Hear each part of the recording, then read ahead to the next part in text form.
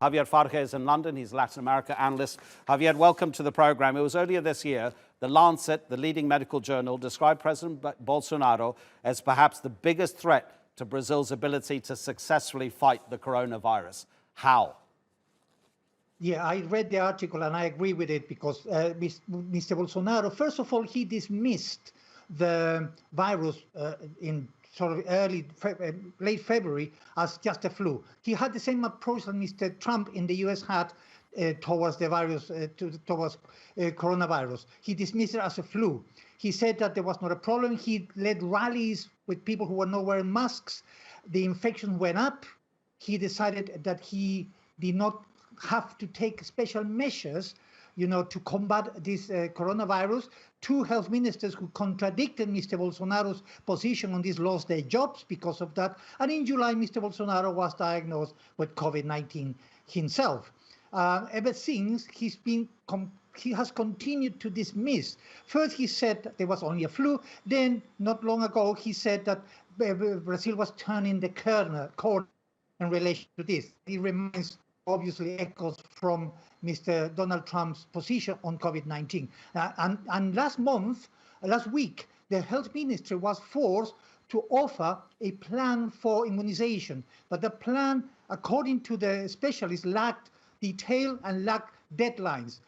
People don't know when the purchases of vaccines are going to happen. Mr. Bolsonaro has used anti-vaccine approaches towards this, saying that citizens are not obliged, as you said, he himself said that he won't do it. They are not obliged to take the vaccine. However, he has some contradictions with states. Brazil is a federal country, and the states have autonomous policies. And the governor of Sao Paulo, João Doria, has already said very clearly that he will make vaccination compulsory. So on the one hand, you have the federal policies of Mr. Bolsonaro, who dismisses the seriousness of the situation, despite of the more than 7 million infections, and as you said, right, more than 183,000 deaths. He dismisses the quality of the vaccine, especially the Chinese vaccine. On the other hand, you have states who are not prepared to put up with this, and they have decided to make the vaccination compulsory. One of the ironies at none of this is that the health system in Brazil, the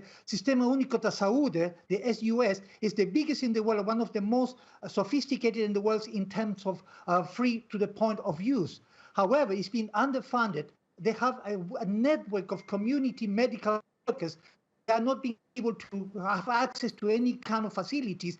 It's being underfunded, and the hospitals are struggling to deal with this situation. So although Brazil has all the resources to deal with this situation in a very efficient way, Mr. Bolsonaro has been the main obstacle for that to happen. This recent opinion poll found 22% of Brazilians definitely don't want to have a vaccine. There was another 5 or 6% who said they weren't completely sure. Back in August, it was 9% of people who said they don't want the vaccine. So what's going on? Are these people being conditioned by their president, or are they ill-informed?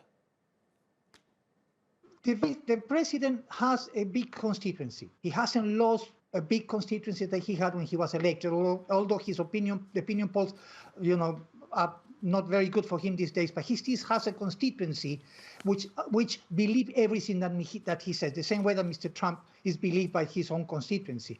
He said he has used the anti-vaccine arguments in Brazil to say, look, you do not have to be vaccinated because there are doubts about the quality and the strength of the vaccine. And this constituency that he has, who follows Bolsonaro to the end of the earth, has decided to believe that argument. And it is a problem because it's going to make it very difficult for the federal authorities to implement the immunization of the population, because many people, in fact, there have been demonstrations in Sao Paulo and Rio de Janeiro, and the biggest city in Brasilia, biggest cities in Brazil, big states in Brazil, against the vaccine. So these people believe what Mr. Bolsonaro says because he's always dismissed the situation. In fact, only last month, Mr. Bolsonaro said we should not deal with this vaccine as if we were a bunch of, and he used a homophobic slur. I will not repeat that word here for respect for the audience.